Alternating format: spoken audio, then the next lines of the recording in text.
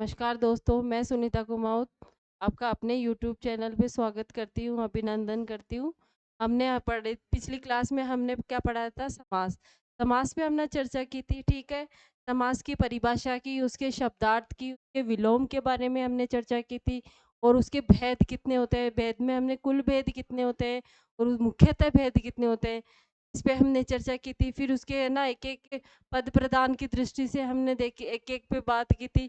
फिर हमने अव्ययी भाव समास को पढ़ा था अच्छी तरीके से।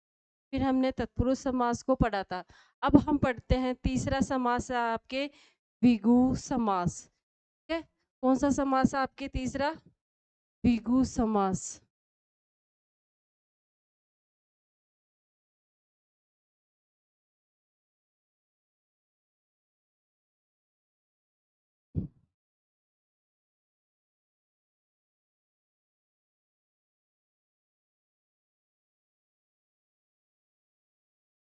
द्विगु समास।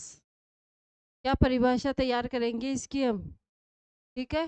जिसमें का पहला पद संख्यावाची हो। पहला पद संख्यावाची। ठीक है? दूसरी पहचान क्या हो जाएगी? संख्याओं का समाहार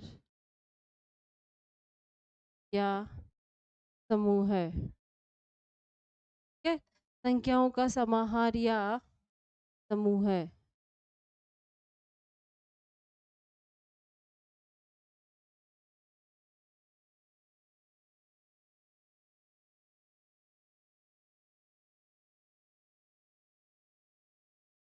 अब हम इसके उदाहरण की बात कर लेते हैं। जैसे पंचवटी क्या हो जाएगा? 5 वटों का समूह है।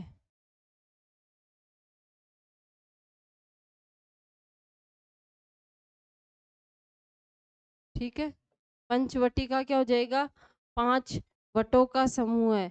लेकिन ही मैंने क्या बताया था? पंच पंच आते ही आप क्या करोगे? पहला पद संख्यावाची है, संख्याओं का समाहार समाहार बताता है, तो पंचवटी। तो ये कोई साधारण से थोड़ी है, जैसे नीम बबूल ये सारे थोड़ी हो जाएंगे, कोई कॉमन कॉमन वाले। 5 अलग वृक्ष है, जिन मुख्यतः 5 हैं, उनका समूह होगा, तब ये पंचवटी कहलाएगा। तब इसमें कौन सा होगा आपके? बहुव्रीहि समास। ठीक है? इसमें कौन सा समास हो जाएगा? बहुव्रीहि समास। लेकिन जब पंजाब पंजाब होगा तब क्या करेंगे? 5 आबों का समूह है। आबों मतलब जल या नदियों।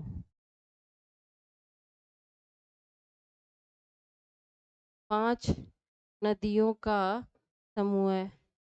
जैसे दूसरे उदाहरण की मैं अगर बात करूं,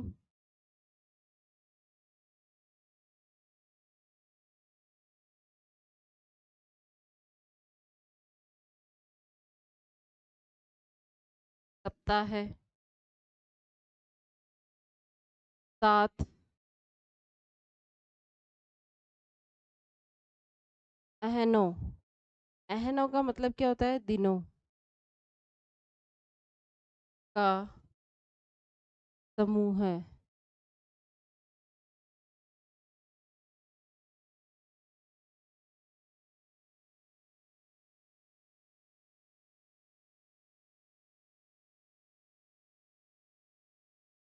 फिर जैसे एक शब्द आता है चवन्नी। ठीक है? 4 आनों का समूह है।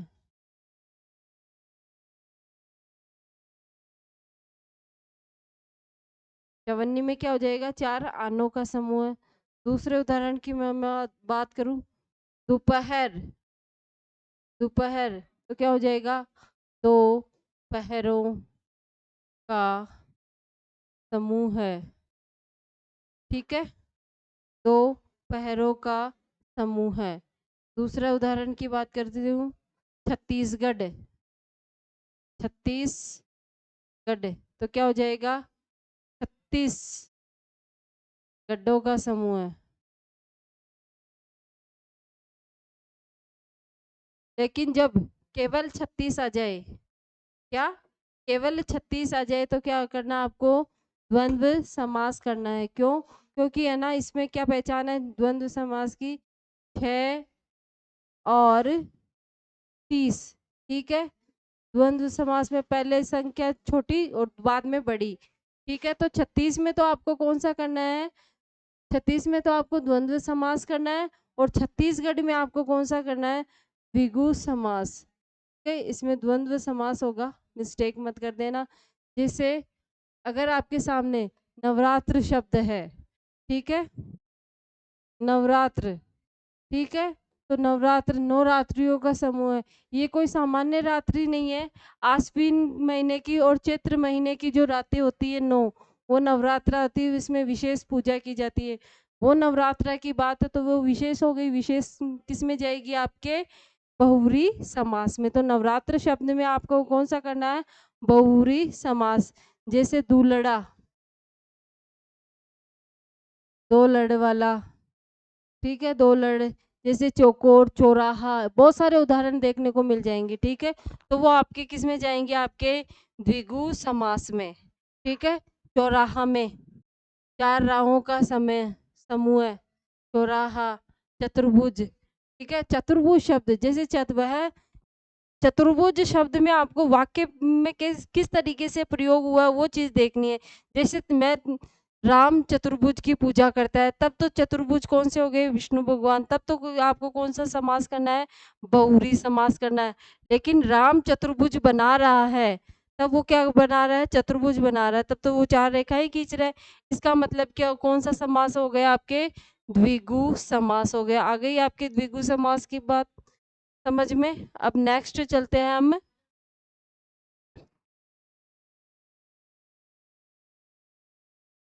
कर्मधारय समास।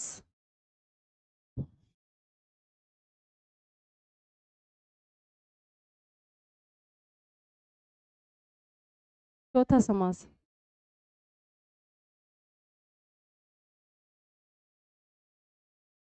कर्मधारय समास।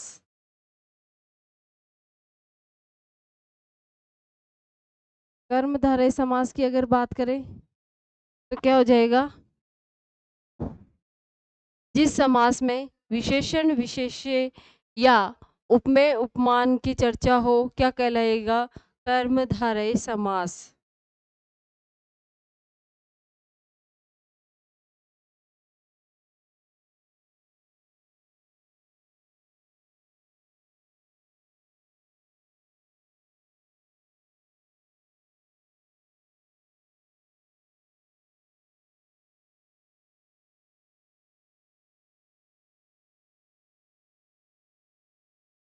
जिस समास में विशेषण विशेष्य या उपमान उपमेय का बोध हो उसे क्या कहेंगे आप?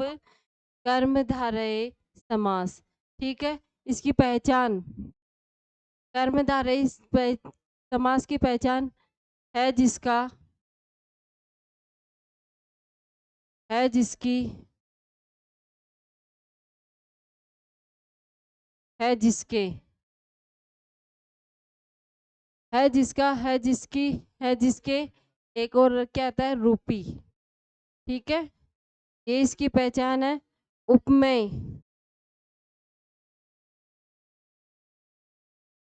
और उपमान। उपमेय और उपमान शब्द में क्या अंतर है? उपमेय किसे कहेंगे? जिसकी तुलना की जाती है, उपमेय। और उपमान क्या हो गया? जिससे तुलना की जाती है।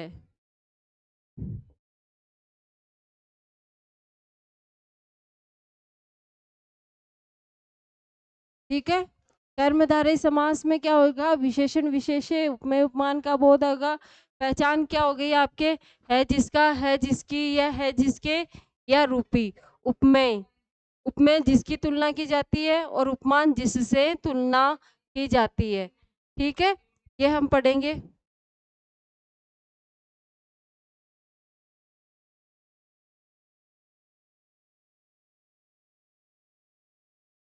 सबसे पहला उदाहरण महापुरुष, महान है जो पुरुष, ठीक है, महान है जो पुरुष।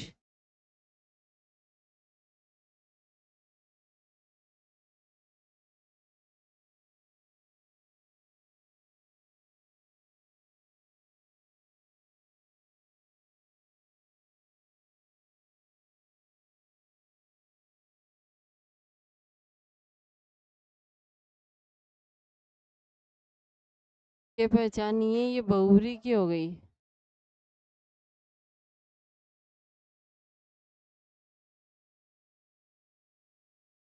क्या?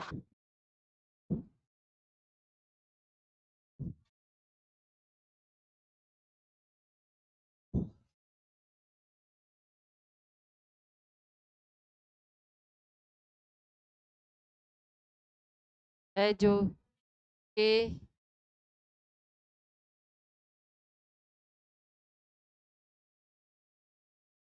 समान है जो या रूपी, है जिसकी तुलना की जाती है या जिससे तुलना की जाती है, जैसे महापुरुष महान है जो पुरुष, ठीक है।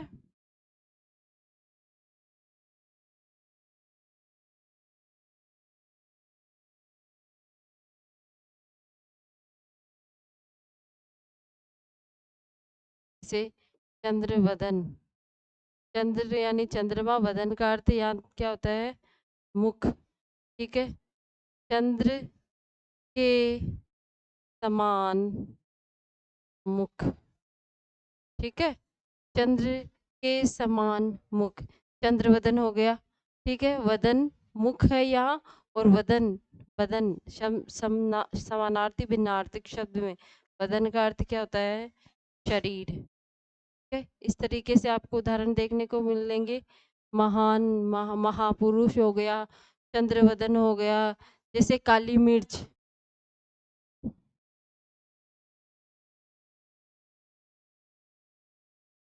काली है जो मिर्च, काली है जो मुख मिर्च, जैसे चंद्रमुख, चंद्र के समान मुख, चंद्र के समान मुख, ठीक है। दूसरा उदाहरण लेंगे, क्रोधाग्नि,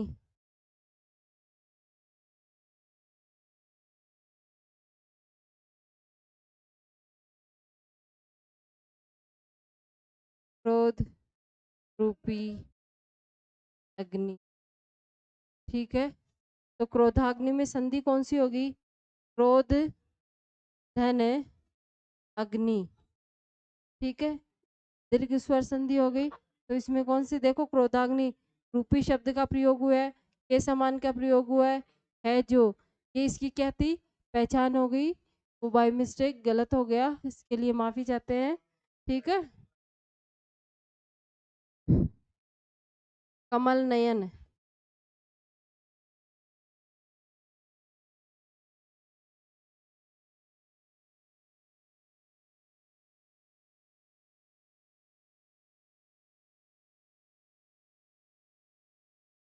कमल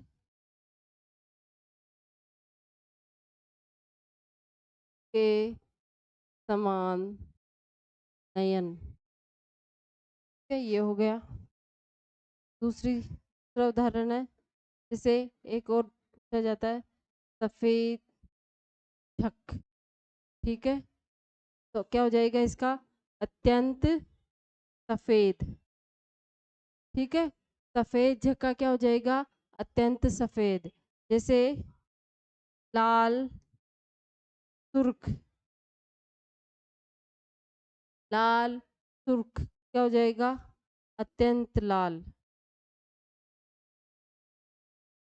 लाल है जो वो क्या है? और भी ज्यादा लाल है, उसको क्या कहेंगे अपन? लाल सुर्ख, ठीक है, अत्यंत लाल जिसे कहेंगे। दूसरा उदाहरण, अगर इसके बहुत सारे उदाहरण आपको देखने को मिल जाए, जैसे नवयुवक, आप कर लोगे। नव है जो युवक, जैसे दीर्घायु, दीर्घ आयु,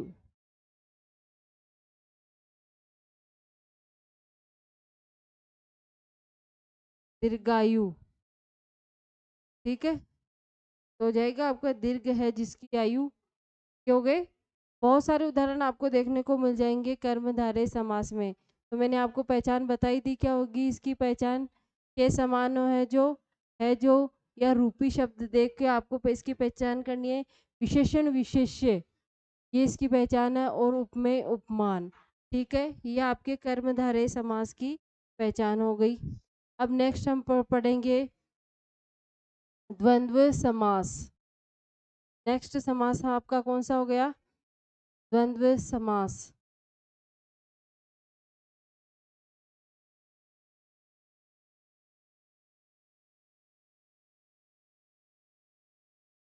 द्वंद्व समास में क्या होता है, दोनों पद प्रधान।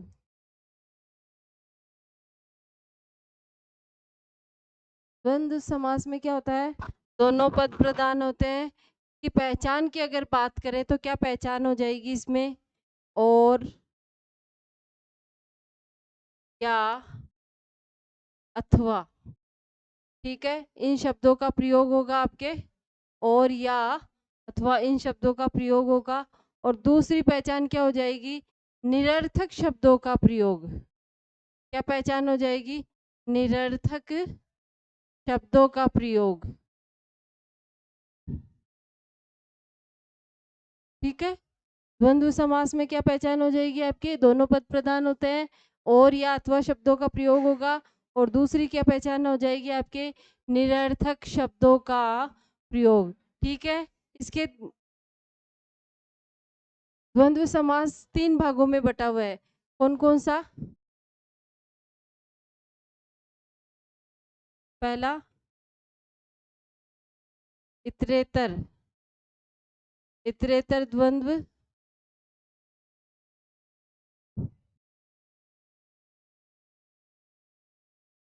दूसरा विकल्पात्मक, और तीसरा क्या हो गया आपके, समाहार, समाहार द्वंद्व। देखो इतरेतर में कौन सी संधि हो गई, इतर धन इतर, ठीक है। इतर धन अ धन ई ए, गुण स्वर संधि हो गई ना इसमें, ठीक है। तो संधि का भी ध्यान रखो। विकल्पात्मक में क्या हो जाएगी, विकल्प धन आत्मक, कौन सी संधि हो गई, दीर्घ स्वर संधि, ठीक है। समाहार में कौन सी हो गई, व्यंजन समधनाहार, ठीक है। हाँ, तो इतरेतर द्वंद्व की बात करते हैं तो इसमें क्या हो जाएगा,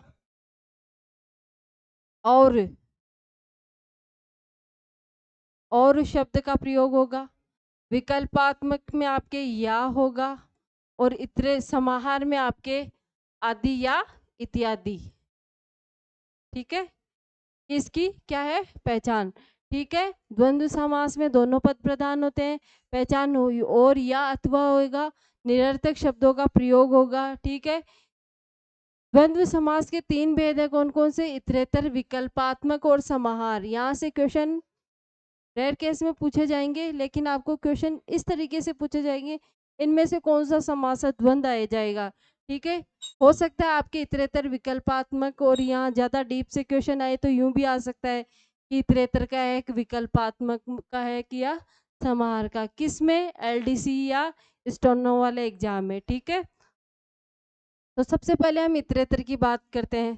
तो जैसे माता पिता, ठीक है। तो क्या हो जाएगा इसका, माता और पिता, ठीक है। दूसरे उदाहरण की मैं बात करूं तो क्या हो जाएगा इसका उदाहरण, 18,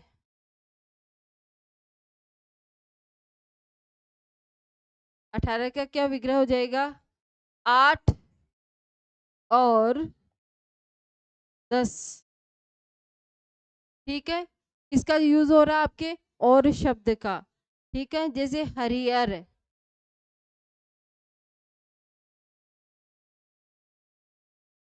हरी हर।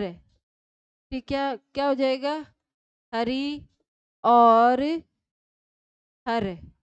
ठीक है, हरि किसके लिए? विष्णु भगवान के लिए। और हर शब्द किसके लिए है? आपके हर हर महादेव शिव के लिए। ठीक है, अब है विकल्पात्मक, जैसे सुख,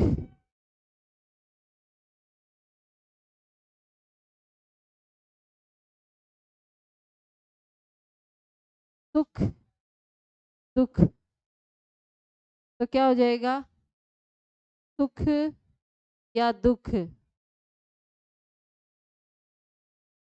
या दुख, लाभ, हानि। तो क्या हो जाएगा? लाभ या हानि। ठीक है, इसके ज्यादातर उदाहरण आपको विलोम शब्द वाले मिल जाएंगे, जैसे एक दो। तो क्या हो जाएगा? एक या दो। ठीक है, जीवन मरण, जीवन या मरण। ठीक है, अब समाहार द्वंद की बात करते हैं, तो इसमें क्या हो जाएगा? आदि या इत्यादि। ठीक है, तो इसमें क्या हो जाएगा? रुपया,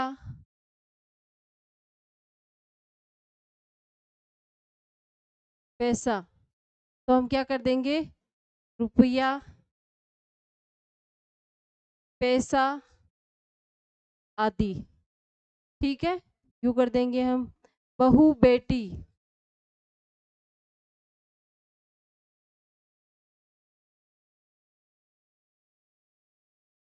बहू बेटी आदि।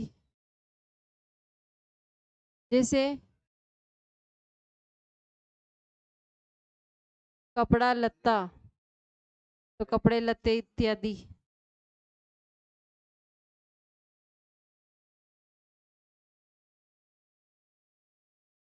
ठीक है, इस तरीके से हम कहा, लेकिन जैसे आमने सामने, निरर्थक शब्द आमने सामने। ठीक है, तो इसकी पहचान भी क्या थी आपके समझ में?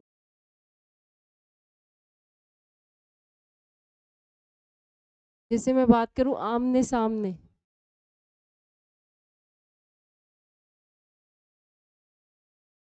ठीक है, आमने सामने, सामने का तो अर्थ होता है इन फ्रंट ऑफ, लेकिन आमने का कोई अर्थ नहीं होता, तो इसमें क्या है, निरर्थक शब्दों का भी प्रयोग किया जाता है।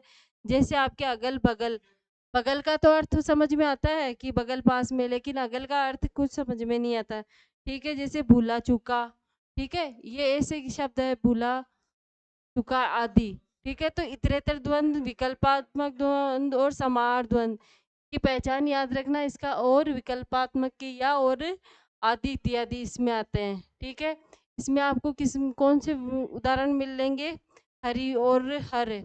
जैसे कृष्ण अर्जुन भी इसका उदाहरण है, कृष्णा अर्जुन न, कृष्णा अर्जुन, तो कृष्ण और अर्जुन। ठीक है, तो ये उदाहरण इसमें देखने, इसमें ज्यादा आपके विलोम शब्द वाले उदाहरण देखने को मिलेंगे। और इसमें निरर्थक, जैसे अगल बगल, कपड़े लत्ते, बहू बेटी, रुपया पैसा इत्यादि, ये शब्द किसमें आपको मिलेंगे? समाहार द्वंद में। आगे चीज समझ में समाहार की कहानी। और या अथवा शब्दों का प्रयोग होगा, दोनों पद प्रधान होंगे और निरर्थक शब्दों का प्रयोग होगा। ठीक है, अब हम नेक्स्ट चलेंगे, अंतिम समास हमारा बहुव्रीहि समास।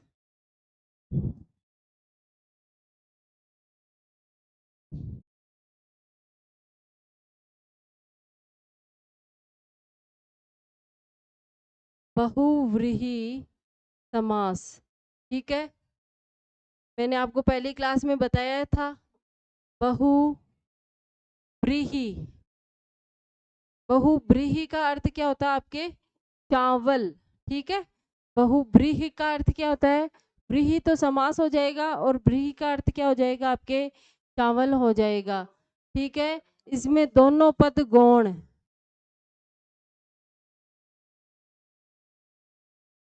दोनों पद गौण होते हैं और कोई अन्य अर्थ।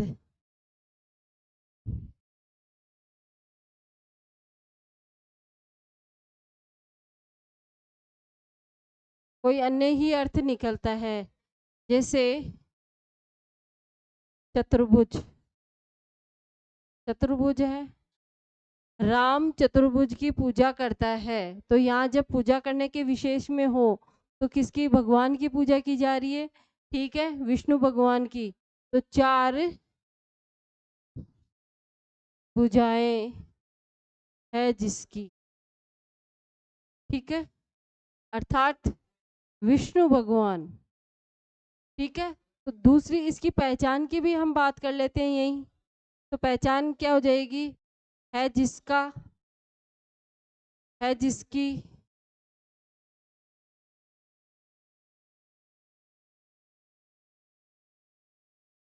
और है जिसके, ठीक है, ये इसकी पहचान हो जाएगी। तो चतुर्भुज शब्द पे डिपेंड करेगा किस तरीके से ये प्रयोग में आ रहा है। चतुर्भुज 4 भुजाएं हैं जिसकी, तो किसकी, किस में आ जाएगा ये, अर्थात विष्णु। तो किस में करेंगे अपन, बहुरी में।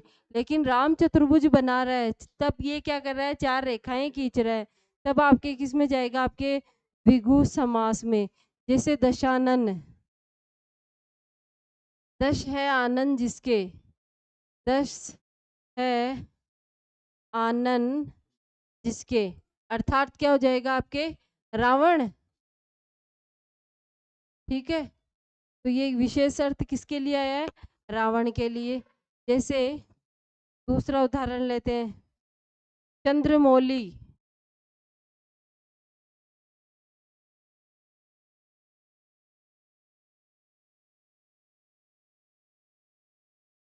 चंद्र है मौली में जिसके,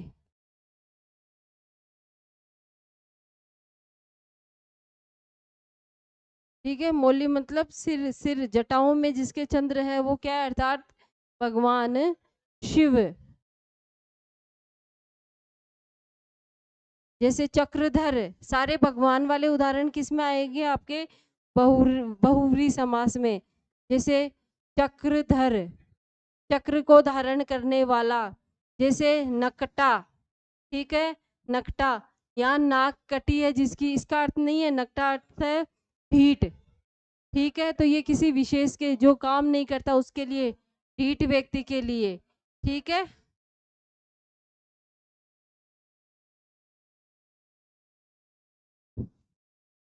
नाक कटा है जिसका, अर्थात यहाँ शूर्पणखा नहीं है, ठीक है ना, शूर्पणखा से नहीं है, नाक कटा है जिसका अर्थात ढीठ, ढीठ व्यक्ति से है, ठीक है। जैसे दूसरा उदाहरण है नवरात्र, नवरात्र, ये नवरात्रि है वो नहीं है कॉमन वाली, ठीक है, नवरात्रि कोई सी भी, ये नवरात्रि है वो है आश्विन और आपके चैत्र महीने में जो नवरात्रि आती है उसके लिए है नवरात्रि। तो इसमें बहुव्रीहि समास होगा। जैसे लंबोदर, सबको पता है, लंबा, लंब है उधर जिसका अर्थात गणेश जी, षडानन, षट है आनंद जिसके, अर्थात कार्तिकेय। तो सारे बहुव्रीहि वाले समास आपके किस में जाएंगे, सारे भगवान वाले उदाहरण आपके किस में जाएंगे, आपके बहुव्रीहि समास में, ठीक है। ये हो गई आपके समास की बात, ठीक है, समझ में आ गया। हमने समास पे पूरी चर्चा कर ली है। इसके हम नेक्स्ट क्लास में या उसके बाद में इसके क्वेश्चंस पे बात करेंगे। तब तक के लिए धन्यवाद। पढ़ते रहें, मौज करते रहें।